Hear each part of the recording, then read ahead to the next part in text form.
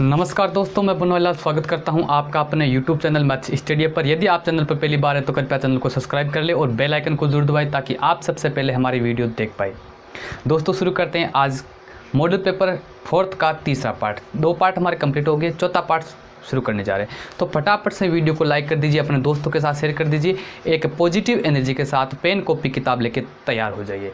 यानी आप बैठे बैठे या टीवी देखते समय या खाना खाते समय या पढ़े पढ़े नहीं देखेंगे, एक माहौल बना के बैठ जाइए और अच्छे से क्लास को अटेंड करेंगे, अच्छे से क्वेश्चन को समझने की कोशिश करेंगे। मैं आपको अच्छी तरह से समझाने की कोशिश करूँगा।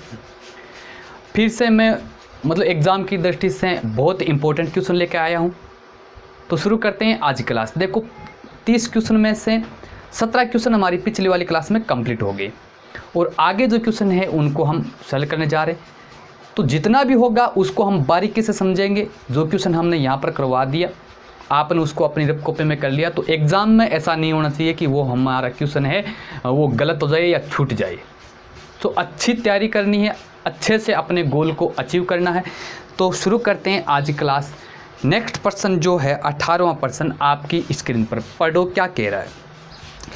किसी अपूर्ण मीनार के आधार से 120 मीटर दूर किसी बिंदु से मीनार के शिखर का उन्नयन कोण 30 डिग्री है। ज्ञात कीजिए कि मीनार को कितना ऊंचा बनाया जाए जिससे उसी स्थान पर उसका उन्नयन कोण 60 डिग्री हो जाए।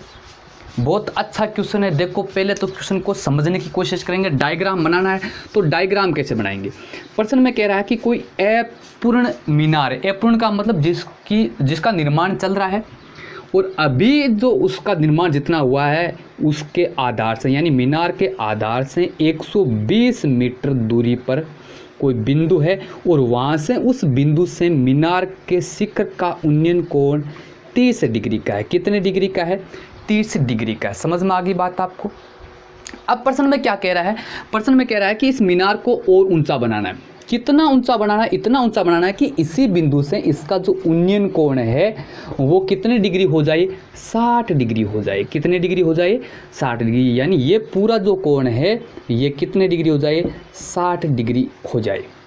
समझ में आई ना बात आपको। हमें ये ज्ञात करना है कि ऊपर और मीनार को कितना बनाया जाए कि उसका उन्नयन कोण कितना हो जाए? 60 डिग्री। ध्यान दो, देखो मीनार की अभी चिनाई चल रही है, यानी उसका निर्माण चल रहा है और यहाँ से सी बिंदु से देखने पर उसके शिखर उन्नयन शुक्र जो अभी फिलहाल शिखर है कौन सा? ए बिंदु। यहाँ से ये जो कोण है ये कितने डिग्री का है? 30 डिग्री का है। और जैसे ही हम इसकी पूरी हाइट चिन्ह देंगे उसके बाद में यानी पूरा निर्माण हो जाएगा, डी तक चल जाएगी, तो यही कोण कितना हो जाएगा? पूरा 60 डिग्री का हो जाएगा। तो हमें ये ज्ञात करना है कि ये कोण 60 डिग्री का हो जाएगा तो ऊपर कितनी और उसका निर्माण होगा, कितनी ऊंचाई तक निर्माण होगा। ये तो प्रश्न की थीम थी। अब प्रश्न को करेंगे कैसे? देखो प्रश्न को पढ़ के आप डायग्राम बनाएंगे, रट्टा नहीं लगाएंगे आप। ऐसे बना लो भाई, जैसे मान लो ये आपने मान लिया ए बी पी क्यू। कुछ मान लो कि एक मीनार है अभी अपूर्ण है, उसके आधार से 120 मीटर दूरी पर कोई बिंदु सी है, ये उन्नयन कोण 30 डिग्री का है और मीनार को और ऊंचा बनाना है। कितना ऊंचा? कि इसी बिंदु सी से इसका उन्नयन कोण कितना हो जाए? 60 डिग्री हो जाए। तो यहाँ डी मान लो, पी क्यू आर कुछ भी मान लो। चित्र ऐसे बनाओ ऐसे बनाओ, उससे कोई फर्क नहीं पड़ता। आपको जो पर्सन है उसकी लैंग्वेज को, उसकी भाषा को समझना है। भाषा को समझने के बाद में आप अपना डायग्राम बनाएंगे। ठीक है, चलो प्रश्न नंबर 18 कैसे हल करेंगे। सर्वप्रथम लिखो माना, क्या मान लिया? ए बी एक अपूर्ण मीनार है जिसकी ऊंचाई मान लो कितनी भी, जिसकी ऊंचाई h1 है। समझ में आई ना बात आपको। प्रश्न में क्या मानना है? हमने मान लिया कि ए बी क्या है? एक अपूर्ण मीनार है जिसकी ऊंचाई क्या है? h1 है तथा ऊपर h2 ऊंचाई तक निर्माण करना है। ठीक है, अब क्या लिखेंगे? बिंदु सी से लिख लो, बिंदु सी से ए का उन्नयन कोण 30 डिग्री व डी पर उन्नयन कोण 60 डिग्री है। प्रश्न के अनुसार लिख लिया हमने कि बिंदु सी से, इस बिंदु से ए का उन्नयन कोण 30 डिग्री है और डी पर अगर देखा जाए तो उन्नयन कोण 60 डिग्री। इसको आप ऐसे भी लिख सकते हो, सीधा यहाँ से देखो इस लाइन को आप सीधा ये भी लिख सकते हो। मैं आपको देखो तरीका बता रहा हूँ प्रश्न करने का कि कोण ए सी बी बराबर 30 डिग्री तथा कोण डी सी बी बराबर 60 डिग्री। इन दोनों लाइनों में जो आपको अच्छा लगे वो लिख दो, कोई फ़र्क नहीं पड़ता है। प्रश्न को आप अपनी लैंग्वेज में करेंगे, ये नहीं कि जैसा टीचर पढ़ा रहा वैसा का वैसा आप रट्टा लगा के वैसा का वैसा करेंगे, ऐसा करने की आवश्यकता नहीं है। ठीक है, अब क्या करेंगे, देखो आपने इतना मान लिया, अब आपको ज्ञात क्या करना है, एडी ज्ञात करना है। ये एडी ज्ञात करना है। एडी का मतलब समझ में आ गया आपको। एडी का मतलब ये हुआ कि कितनी ऊंचाई तक और मतलब इसका निर्माण करना है। भाई ए बी ऊंचाई तक तो निर्माण हो चुका है, ऊपर और कितना करना है वो हमें ज्ञात करना है, यानी एडी हमें ज्ञात करना है। तो क्या करेंगे, देखो आपको दे रखा है दो त्रिभुज ए सी बी और एक है डी सी बी, जो भी है। तो क्या लिखेंगे, त्रिभुज ए बी सी में अब देखो ए बी सी में क्या लगाऊं, कौन सी संक्रिया लगाऊं, मुझे ज्ञात करना है ए बी। देखो मेरा टारगेट क्या रहेगा कि मैं इस त्रिभुज में ए बी ज्ञात कर लूँ, फिर बड़े वाले त्रिभुज में मैं बी डी ज्ञात कर लूँ। ध्यान दो, पहले ए बी ज्ञात कर लूँगा फिर बी डी ज्ञात कर लूँगा। पूरी जो बी डी है, बी डी ये पूरी है, उसमें जब मैं ए बी घटा लूँगा तो ए डी मेरे पास में आएगी कि नहीं आएगी। तो मेरा टारगेट क्या है, पहले मैं ए बी ज्ञात करूँगा। तो ए बी क्या है, त्रिभुज ए बी सी की एक भुजा है जिसका एक कोण 30 डिग्री मुझे दे रखा है, एक आधार दे रखा है 120 मीटर। तो मैं ए बी लंब आसानी से ज्ञात कर सकता हूँ। क्या दे रखा है, आधार दे रखा है, लंब ज्ञात करना है, कौन सी संक्रिया लगाएंगे, टेन थीटा। क्यों लगाई sir tan theta, sine theta क्यों नहीं लगाया? आपको ज्ञात क्या करना है, लंब ज्ञात करना है। दिया क्या है आपको, आधार दे रखा है, तो लंब बटा आधार टेन में आता है। साइन में लंब बटा कर्ण आ जाता है, कर्ण आपके पास है नहीं, साइन थीटा नहीं लगाएंगे।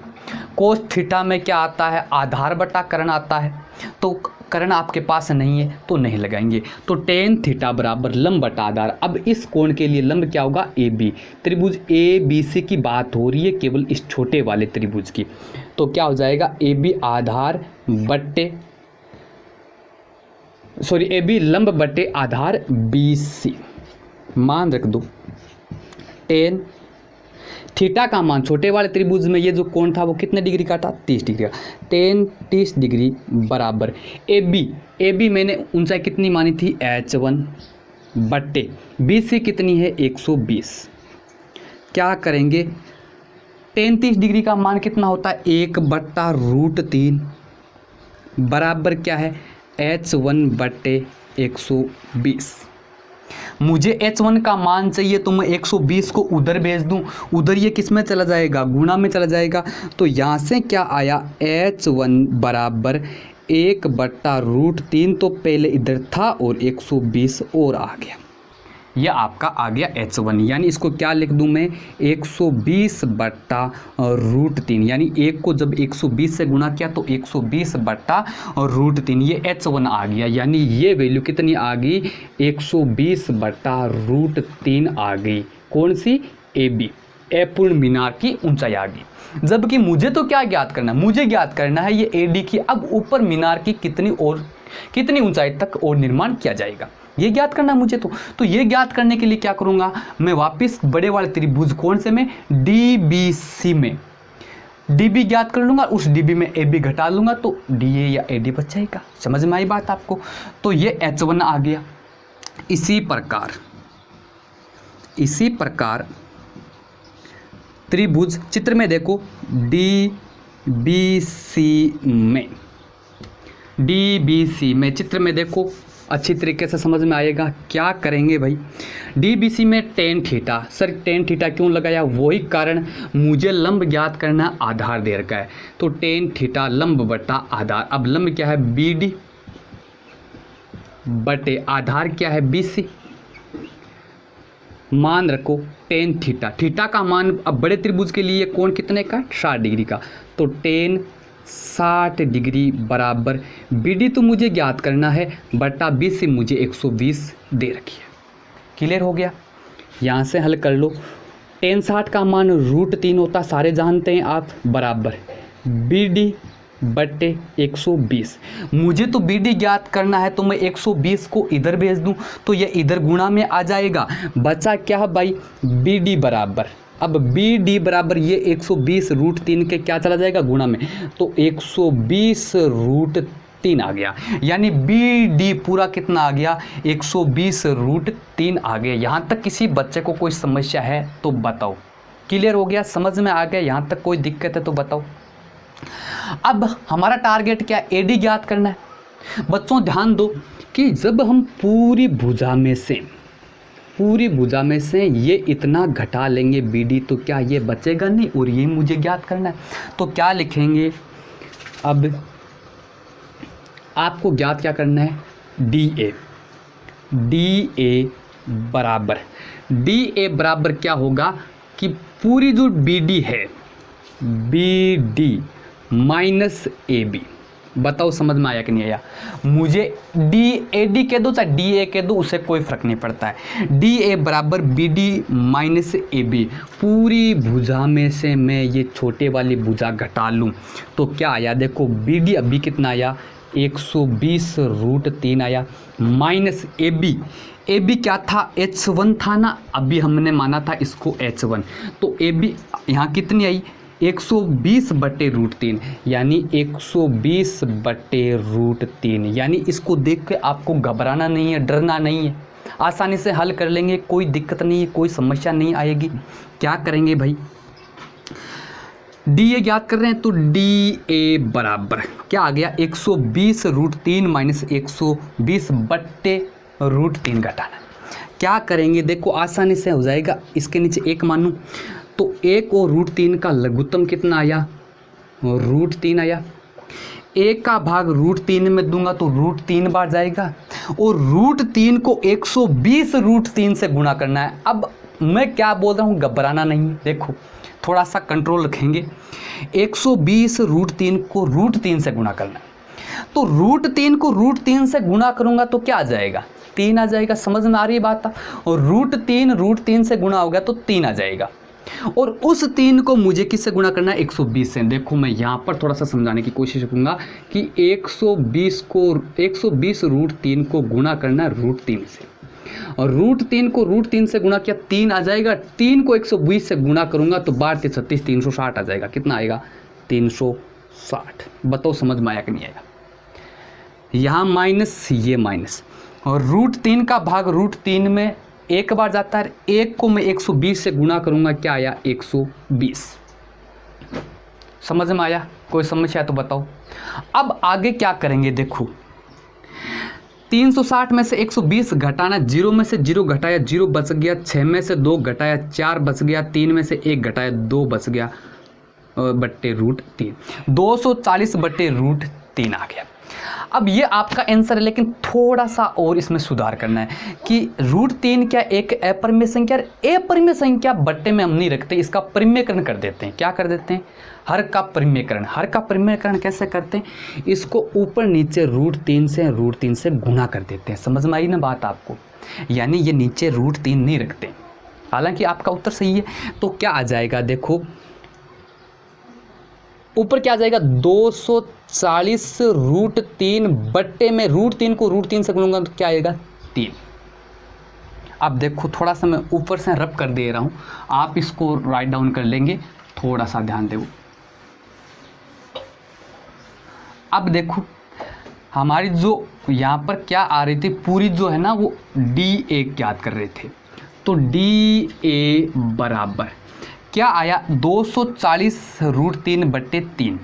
240 में 3 का भाग दे देंगे तो 240 में 3 का भाग देंगे तो कितने आ जाएगा, 8 × 3 = 24, 8 0 भाग कितनी बार गया, 80 बार। 240 में 3 का भाग कितनी बार चला गया, 80 बार चला गया। यहाँ से समझ में आ रहा ना, 240 में 3 का भाग, 8 तिया 24, 3 8 बार और आगे 0 और आगे क्या है √3। कितने हैं √3, यानी डी ये कितनी आ गई 80 √3 मीटर आ गई, यानी ये इतनी 80 √3 मीटर आ गई। ये आपका आंसर है। अब यहाँ पर केवल आंसर नहीं लिखना है, मतलब आपको नंबर कमाने के लिए और भी बहुत कुछ करना पड़ेगा। क्या करना पड़ेगा सर, अब आपको लिखना है अतः अपूर्ण मीनार को 80 √3 मीटर और ऊंचा बनाना होगा, और फिर आप आंसर लिखेंगे। बताओ समझ में आया कि नहीं है। मैंने आपको अच्छी तरीके से समझाने की कोशिश की है। फिर ध्यान दो, मैं रिपीट कर रहा हूँ प्रश्न को कि ए बी कोई अपूर्ण मीनार है जिसका निर्माण चल रहा है, पूरी नहीं हुई है। इसके आधार से 120 मीटर दूर कोई बिंदु से शिखर का उन्नयन कोण 30 डिग्री है। अब ये कह रहा है कि मीनार को और ऊंचा कितना बनाया जाए कि उसके शिखर का कोण उन्नयन कोण कितना हो जाए 60 डिग्री। तो ये हमने मान लिया कि 60 डिग्री, इसको इतना डी ए तक और ऊपर बनाया गया जिससे इसका उन्नयन कोण 60 डिग्री हो गया। कितना ऊंचा बनाए ये ज्ञात करना है, तो ये डी ए तो ज्ञात करना है, आसानी से कर सकते हैं। आपको क्या करना है, चित्र बनाओ, मानने वाली 2 लाइनें आप लिख दो, कोई ज़्यादा हार्ड है नहीं। उसके बाद में त्रिभुज ए बी सी में आप 10 लगा दो, जिससे आपके पास में ए बी आएगी। उसके बाद में ए बी आने के बाद में यहाँ देखो ए बी आ गई। उसके बाद में बड़े वाले त्रिभुज से आप बी डी ज्ञात कर लो, पूरी ये बी डी ज्ञात कर लिया हमने, यहाँ तक देखो बी डी ज्ञात कर लिया। आपका टारगेट तो क्या है, आपका मकसद क्या है, डी ए ज्ञात करने का। क्या ज्ञात करने का, डी ए। तो हमने ए बी ज्ञात कर लिया, बी डी ज्ञात कर लिया, तो बी डी में से ए बी घटाएंगे तो क्या बचेगा, डी ए बचेगा। और यही हमारा टारगेट था जो हमने यहाँ पर ज्ञात कर लिया। समझ में आ गया। तो ये आपका 18वां प्रश्न क्लियर हो गया है, समझ में आ गया। अगर आपको एक्चुअल में समझ में आया, कुछ अच्छा लगा है और आपको लग रहा है कि कुछ सीखा है, तो वीडियो को लाइक कर दीजिएगा। अगला प्रश्न पढ़ो, 19वां प्रश्न। दी गई आकृति में क्यू ए तथा पी बी ए बी पर लंब है। यदि ए बी बराबर 16 सेंटीमीटर है, ओ क्यू बराबर 5 √13 सेंटीमीटर है, ओ पी बराबर 3 √13 है, तो ए ओ और बी ओ के मान ज्ञात कीजिए। देखो डायग्राम मैंने बना दिया है। प्रश्न में क्या कह रहा है, देखो पहले समझो कि ओ क्यू ए ये और पी बी ये दोनों, ये जो ए बी है इस पर क्या है, लंब है, यानी ये भी 90 डिग्री का कोण है, ये भी 90 डिग्री का कोण है। ठीक है, आपको कुछ बुझाई दे रखी है, कुछ का मान ज्ञात करना है। तो प्रश्न नंबर 19 पहले लिख लो, दिया गया। प्रश्न में क्या कह रहा है कि क्यू ए लंब है ए बी पर, ठीक है, तथा पी बी है, ये भी लंब है ए बी पर। एक बात तो ये दे रखी है, और आगे कुछ लंबाइयाँ दे रखी है आपको, क्या, ए बी बराबर 16 सेंटीमीटर, ओ क्यू बराबर दे रखा है आपको 5√13 सेंटीमीटर। ठीक है, उसके बाद में आपको ओ पी दे रखा है 3√13 सेंटीमीटर।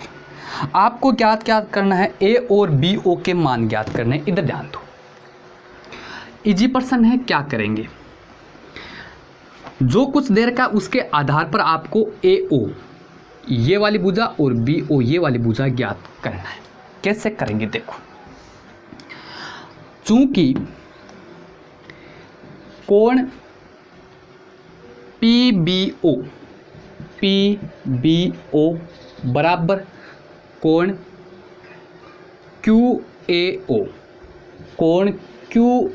ओ, इन दोनों त्रिभुजों में देखो, यहाँ लिखो त्रिभुज P B O P B O व त्रिभुज क्यू ए ओ में, इन दोनों त्रिभुजों में आप क्या देख रहे हैं कि ये कोण जिसका मैंने नाम लिखकर ये कोण बराबर है।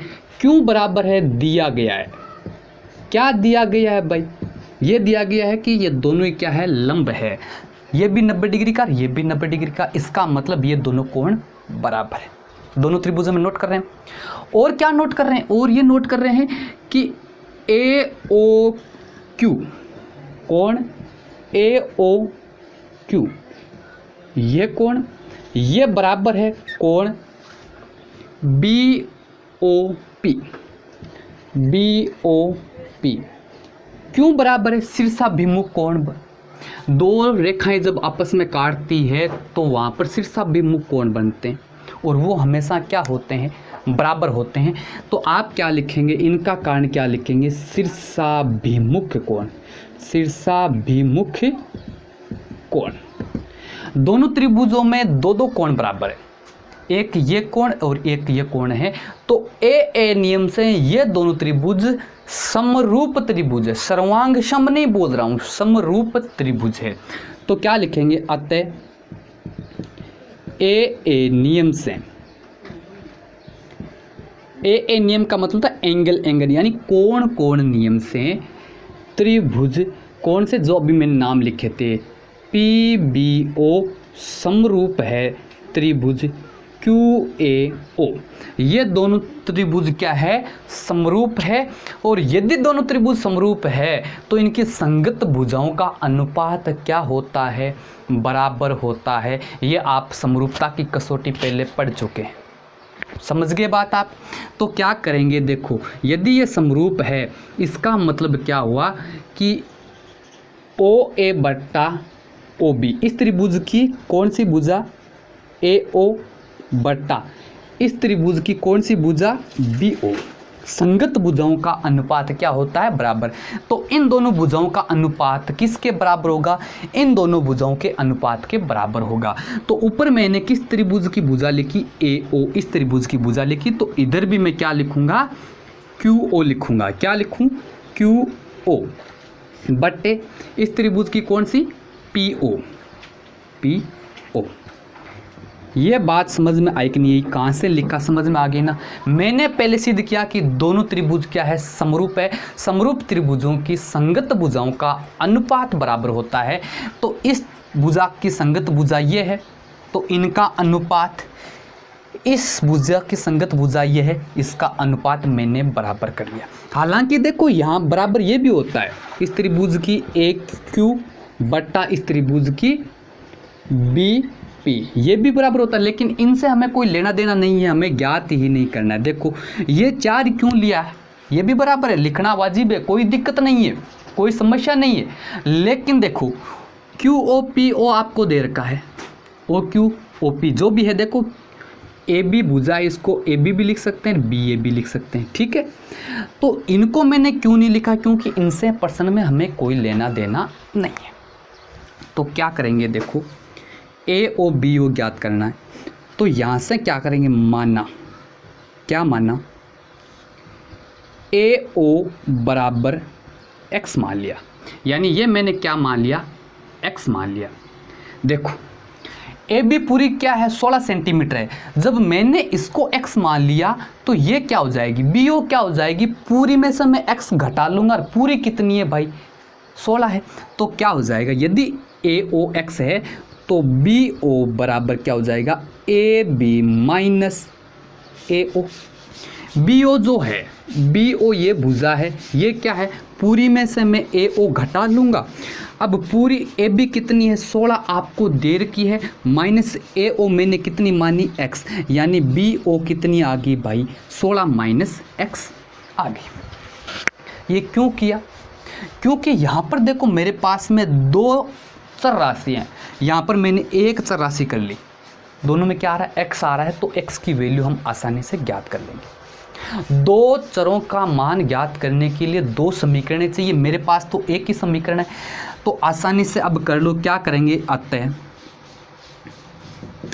ए ओ की जगह मैं क्या लिखूं, एक्स बटे बी ओ की जगह क्या लिखूं मैं, 16 माइनस एक्स बराबर क्यू ओ का मतलब ओ क्यू कितनी देर की है 5√13 बटे पी ओ या ओ पी कितनी देर की है 3√13। ये समीकरण जिन जिन को समझ में आ गई है वो कमेंट बॉक्स में कमेंट करेंगे भाई। यहाँ तक जिन जिन को समझ में आ गया है कमेंट जरूर करेंगे कि हाँ सर समझ में आ गया है। समझ में आई बात आपको। यहाँ पर x की वैल्यू हमें ज्ञात करनी है तो क्या करेंगे, देखो √13 से तो √13 कट गया, बचा क्या 5/3। तिरछा गुणा करेंगे, तिरछा गुणा कैसे करेंगे 3 है उसको x से किया तो 3x बराबर 5 को हम किससे गुणा करेंगे 16 माइनस x से करेंगे, केवल 16 से नहीं 16 माइनस x से।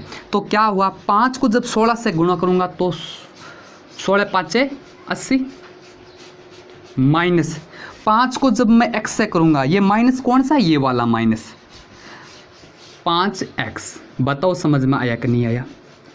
3x इधर है, 5x को जब मैं इधर लेकर आऊँगा बराबर के चिन्ह से तो -5 इधर आके क्या हो जाएगा प्लस का 5 बराबर कितना है 80 पहले से है। 3x और 5x कितने हुए 8x बराबर कितना है 80। मुझे x का मान चाहिए तो 80 बट्टे ये जो 8 है बट्टे में चला जाएगा। x का मान कितना आया 10 आया। x की वैल्यू कितनी आई 10। मैंने x को किसको माना AO को माना, इसका मतलब AO कितनी आ गई 10 सेंटीमीटर आ गई। टोटल कितनी है 16 सेंटीमीटर, तो ये कितनी बच गई 6 सेंटीमीटर। समझ में आई कि नहीं यही बात आपको।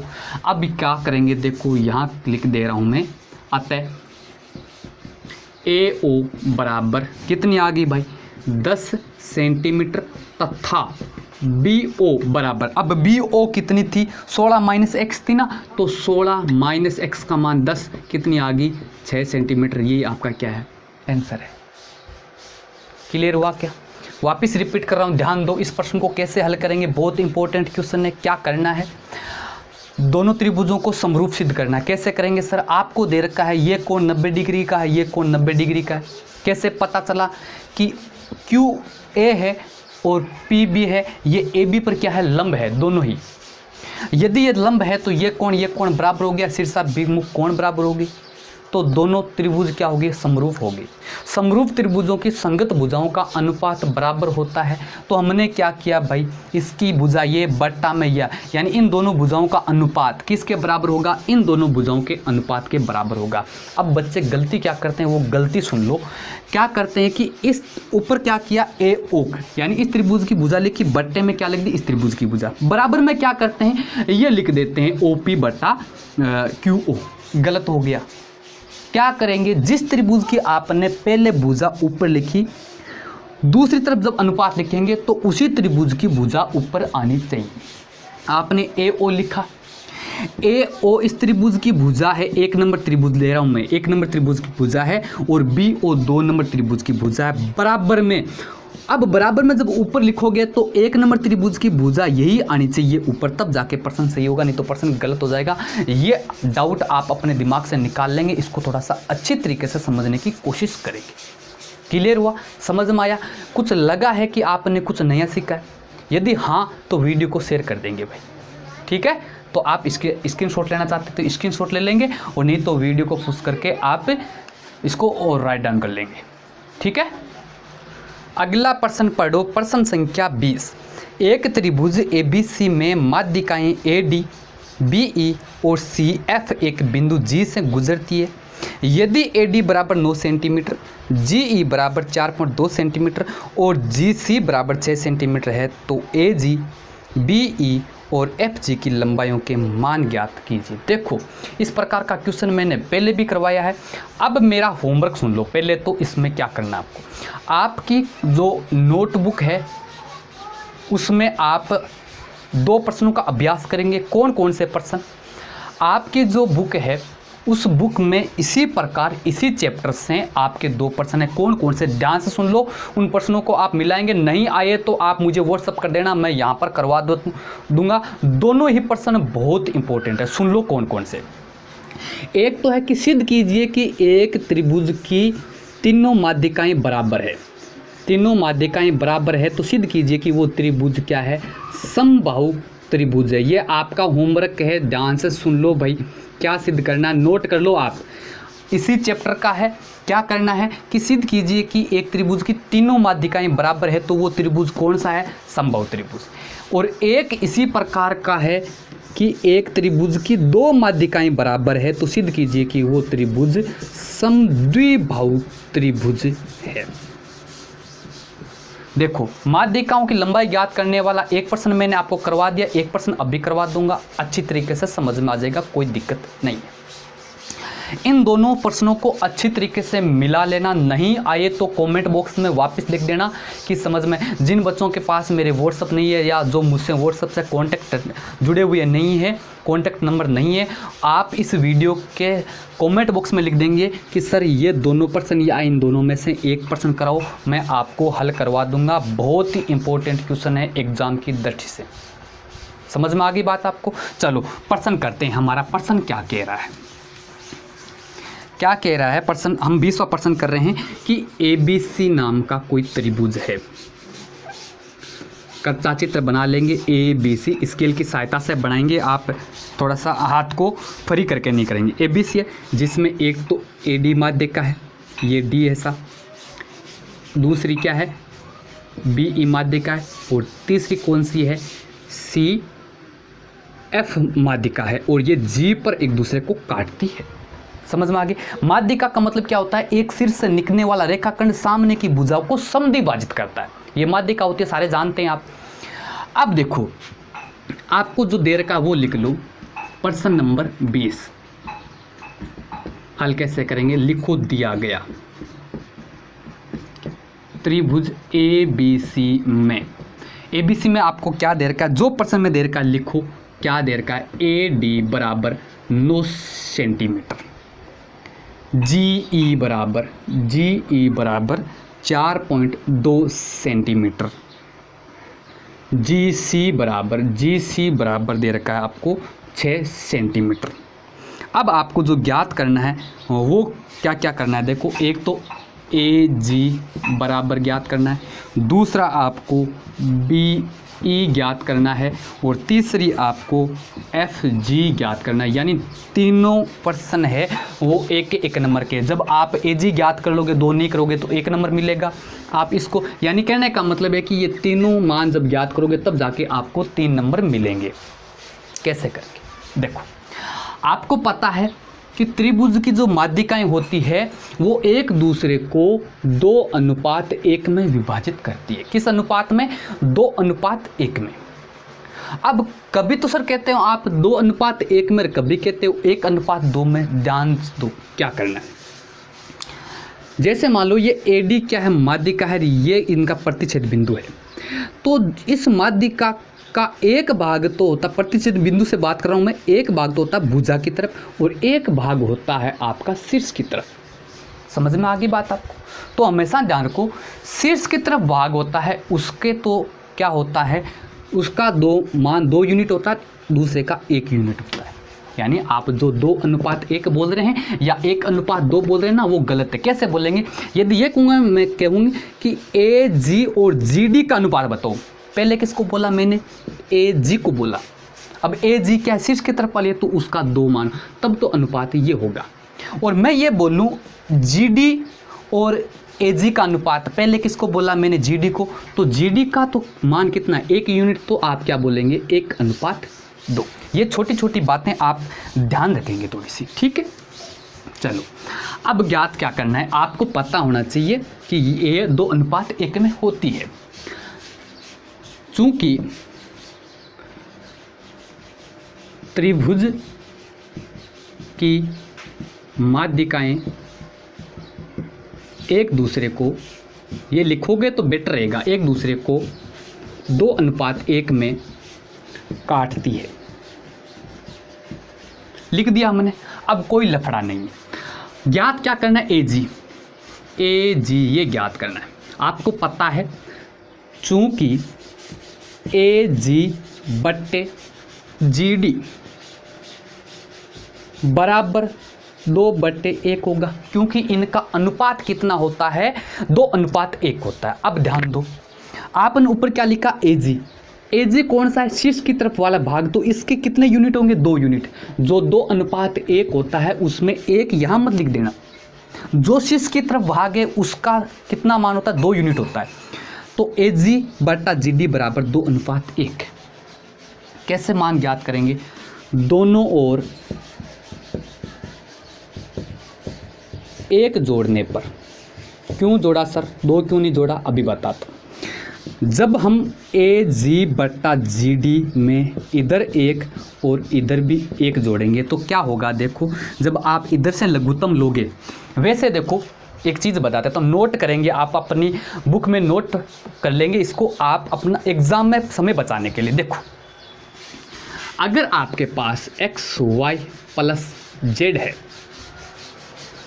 X/Y + Z है, तो क्या करो, नीचे वाली संख्या को आगे वाली संख्या से गुणा कर दो, यानी क्या आ जाएगा, YZ को गुणा करेंगे तो YZ, और उसके ऊपर वाली संख्या जोड़ लो तो क्या आ जाएगा, YZ + X बटे में क्या कर दो, Y कर दो।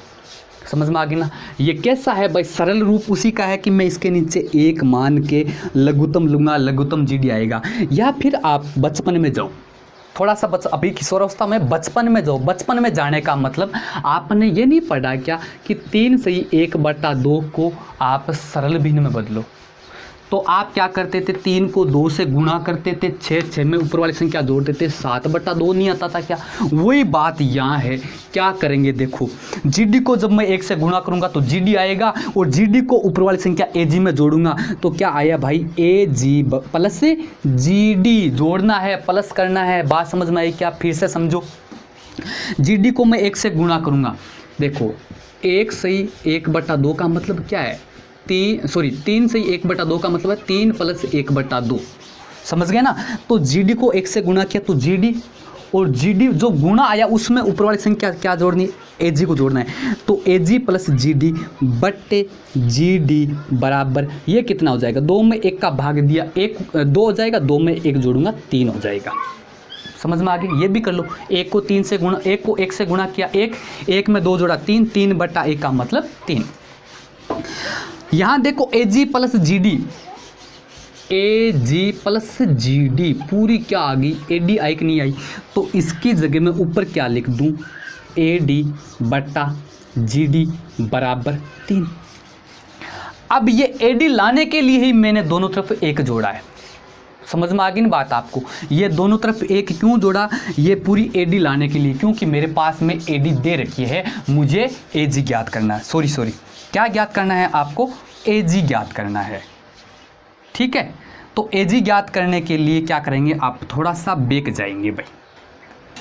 चलो एक बार आप यहीं से कर लो, देखो 2 तरीके बता रहा हूँ, ध्यान से समझना। यहाँ से तो GD ज्ञात होगी और GD से ही हम AG ज्ञात कर लेंगे, घबराना नहीं है। देखो प्रश्न में क्या करना है, बीच में आगे गणित में ध्यान रखो बच्चों, जब भी आप गणित मिलाते हो तो बीच के प्रश्न में आगे थोड़ा सा मिस्टेक लगा, क्रॉस कर दिया, ऐसा नहीं करना है, घबराना नहीं है। क्या करना है, देखो मुझे देखो यहाँ से AG ज्ञात करना था और मैं GD के भरोसे मैंने GD ज्ञात करने के लिए मैं यहाँ तक आ गया। अब इसको क्रॉस नहीं करना है, काटना नहीं है, क्या करना है, मैं आपको गणित मिलाना सिखा रहा हूँ कैसे करते हैं। देखो क्वेश्चन को GD ज्ञात कर लेता हूँ, तो यहाँ से AD कितना दे रखा है, 9, तो क्या आएगा 9/GD बराबर कितना, 3। GD बराबर क्या आ जाएगा, GD बराबर क्या आ जाएगा, देखो उसको मैं पलटूंगा GD। अब देखो GD को मैं उधर ले जाऊंगा और इसको मैं इधर लाऊंगा। इसको हल कैसे करेंगे, GD बराबर 9/3 आ जाएगा और 9 में 3 का भाग दूंगा तो कितना आएगा, 3 सेंटीमीटर। कैसे आया सर, GD को मैं इधर ले जाऊंगा तो GD आ जाएगा, बट्टे में 3 आ जाएगा, तो GD बराबर 9/3 यानी GD कितने आ गई, 3 सेंटीमीटर आ गई। मुझे ज्ञात क्या करना था, मुझे तो AG ज्ञात करना था और मैं ज्ञात क्या कर बैठा, GD ज्ञात कर बैठा। भाई AG ज्ञात कर लो, चूंकि AG बराबर क्या है, AD - GD। AG ज्ञात करना है, पूरी में से ये घटा लो, पूरी कितनी देर की है, 9, AD माइनस GD कितनी आई 3, 9 में से 3 घटा लो 6 सेंटीमीटर। AG आ गया, 1 नंबर मिल गया। AG आ गया, 1 नंबर मिल गया। बताओ समझ में आया कि नहीं आया? कोई दिक्कत कोई समस्या है तो बताओ। अब आगे क्या ज्ञात करना है? BE ज्ञात करना है, FC ज्ञात करना है। इसको आप थोड़ा सा नोट डाउन करो, ठीक है? थोड़ा सा वीडियो को पुश करके और इसको आप नोट डाउन कर लेंगे। मैं थोड़ा सा इसको रब करूँगा। देखो आगे क्या करेंगे। ये 6 सेंटीमीटर आ गई क्या AG। फिर ज्ञात करना है BE। BE कौन सी? BE ये पूरी ज्ञात करनी है भाई, ये। और ये ज्ञात करने के लिए क्या करेंगे भाई? आपको पता है ये और इसका अनुपात आपको दे रखा है। इन दोनों में से एक दे रखी है आपको GE ये दे रखी है आपको इतनी। और आपको क्या पूछ लिया? BE पूछ लिया पूरी। कोई दिक्कत नहीं है। क्या करेंगे भाई? देखो चूंकि कि BG बट्टे GE बराबर क्या? अब मैं 1/2 लिखूं या 2/1 लिखूं? आपको पता है कि BG मैंने ऊपर लिखा है, यानी इस माध्यिका BE जो माध्यिका है इसके 2 भाग है, एक तो शीर्ष की तरफ वाला, एक भुजा की तरफ वाला। यहाँ से देखो, यहाँ से तो शीर्ष की तरफ वाला जो भाग होता है उसका मान 2 होता है, तो इसका मान 2, और जो भुजा की तरफ होता है उसका मान 1, यानी इनका अनुपात 2:1 होता है। हल कर लो भाई। BG आपको ज्ञात करना है, GE आपको दे रखा है कितना? 4.2 बराबर 2/1। हल कर लो। BG बराबर 2/1 का मतलब 2 गुणा, ये जो बटे में है ये उधर गुणा में चला जाएगा। 4.2 कितना आया? 4.8, यानी 4.2 को 2 से गुणा किया तो 8.4 आ गया। ये क्या आया? BG आया है। BG बराबर क्या आ गया? 8.4 सेंटीमीटर आ गया। प्रश्न में क्या पूछा? BE पूछा है। BE पूरा, तो BE क्या होगा? BG प्लस GE तो होगा। तो क्या करेंगे? अतः BE बराबर, BE पूरी में क्या करूँगा? BG plus GE। BG अभी ज्ञात की कितनी आई? 8.4 प्लस GE आपको दे रखी है कितनी? 4.2। जोड़ लो। पॉइंट के बाद में क्या है? 4 इधर 2 है, कितना जोड़ो? 6 पॉइंट। 4 और 8 को जोड़ा 12.6 सेंटीमीटर। ये आ गई आपकी BE। बताओ समझ में आया कि नहीं आया? BE भुजा सॉरी माध्यिका है वो ज्ञात की। कोई दिक्कत आई, कोई समस्या आई तो बताओ आपको। ये दे रखा है, ये ज्ञात कर लिए, पूरी पूछिए, दोनों में जोड़ के ज्ञात कर लिए। इसी प्रकार अब मुझे क्या ज्ञात करना है? FG ये ज्ञात करना है। आसानी से कर सकते हैं भाई। क्या करेंगे? आपको पता है FG ज्ञात करना है। अब देखो थोड़ा सा प्रश्न को घुमा के समझा रहा हूं ताकि आपके खोपड़े में बैठ जाए। मैं क्या लिख रहा हूं ध्यान से देखो। FG बट्टा GC बराबर क्या लिखूं? 2/1 लिखूं या 1/2 लिखूं? ध्यान दो। माध्यिका कौन सी है आपकी? FC या CF मान लो, CF माध्यिका। और इसका प्रतिच्छेद बिंदु यह है। GC जो है ये तो शीर्ष की तरफ वाला भाग है, और FG है ये भुजा की तरफ वाला भाग है। तो आपको बता रखा है कि भुजा की तरफ वाला भाग है उसका मान 1 यूनिट होता है, दूसरे वाले का 2 यूनिट होता है। मैंने इधर ऊपर किसको लिखा? FG को लिखा। FG को ऊपर लिखा तो इधर भुजा की तरफ वाला भाग है तो 1 यूनिट होगा, GC का 2 यूनिट मान होगा। अब की बार मैंने यहाँ पर क्या लिखा? 1/2। इधर क्या लिखा मैंने? 2/1। प्रश्न पर बने रहे। मैं थोड़ा सा ये, हालांकि क्लास को इस प्रश्न के बाद में हम समाप्त करेंगे, फिर भी मैं एक चीज़ बताऊंगा, कॉन्सेप्ट बताऊंगा, अच्छा सा ध्यान रखेंगे। FG ज्ञात करना है, GC आपको दे रखा है, तो FG बट्टा GC कितनी देर के? 6 बराबर 1/2। FG ज्ञात करना है तो FG बराबर 1/2 गुणा, ये 6 FG के बट्टे में उधर गुणा में चला जाएगा, कट जाएगा 3 बार। FG कितना आया भाई? 3 सेंटीमीटर आया। ठीक है। अब प्रश्न के अंदर जो जो चीज़ें दे रखी थी, अतः पहली चीज़ तो आपको AG पूछी थी, तो AG बराबर, AG हमारे पास कितनी आई भाई? 6 सेंटीमीटर आई। ठीक है, फिर उसके बाद में आपको पूछा BE, तो BE बराबर कितनी आई 12.6 सेंटीमीटर। उसके बाद में आपको पूछा FG कितनी आई 3 सेंटीमीटर। ये तीनों आपने ज्ञात कर ली, आपने 3 नंबर प्राप्त कर लिए, ये आपका आंसर है। समझ में आई क्या बात आपको? बहुत इंपॉर्टेंट क्वेश्चन है, इस प्रकार का एग्जाम में प्रश्न आ सकता है। 2 प्रश्न मैंने आपको होमवर्क में दिए, वो प्रश्न मिलाने, ये प्रश्न मिलाना है। समझ में आ गई बात? अब देखो थोड़ा सा मैं आपको बचपन की ओर ले चलता हूँ, ध्यान देंगे। ये तो देखो प्रश्न 20 में कंप्लीट हो गया, आप इसको नोट डाउन कर लेंगे, अच्छी तरह से मिलाएंगे। थोड़ा सा मैं आपको कुछ बेसिक चीज़ें बता देता हूँ। बेसिक चीज़ें कौन सी? जैसे मान लो कि x अनुपात y का मान 1:2 है, तो y अनुपात x का मान क्या हो जाएगा 2:1 हो जाएगा। समझ में आ गई? ये अभी जो लफड़ा चल रहा था उसके बारे में मैंने आपको बता दिया। एक चीज़ आप नोट करो कि अगर आपको x/y + 3 है, अब आप क्या करोगे, इसके नीचे 1 मानोगे, लघुत्तम y लोगे, y का भाग y में 1 बार, 1 को x से गुणा करोगे x प्लस 1 का भाग y में y बार, y को 3 से गुणा किया 3y। ऐसा करते हो। अगर आपको ऐसा मिल जाए, यहाँ चाहे प्लस मिले चाहे माइनस मिले कोई फर्क नहीं पड़ता है, क्या करना है, y को क्या करो, दी गई संख्या से गुणा कर लो, 3y आ गया। और उस 3y में यदि यहाँ प्लस है तो x जोड़ दो, x में क्या जोड़ दो 3y जोड़ दो, और बट्टे में y तो रहेगा ही रहेगा। और यदि यहाँ माइनस है तो x - 3y बट्टा y आ जाएगा। कैसे, क्या, ध्यान दो, फिर से ध्यान दो, मैं अच्छी तरीके से समझाने की कोशिश करूँगा आपको। अगर ऐसे समझ आ जाएगा तो ऊपर वाली संख्या जो है, देखो एक तो केवल अकेली संख्या, एक भिन्न है, ये तो लफड़ा है हमारा बात। हमारा लफड़ा क्या है, एक तो भिन्न और एक संख्या है। कैसे जोड़ें सर, ये बता रहा हूँ मैं आपको। तो क्या करेंगे, ऊपर वाली संख्या में जोड़ दो। क्या जोड़ दें सर, यदि यहाँ प्लस है तो नीचे वाली संख्या और सामने वाली संख्या का गुणा जोड़ दो। क्या जोड़ दो, गुणा। किस किस का, हर का और सामने वाली संख्या का।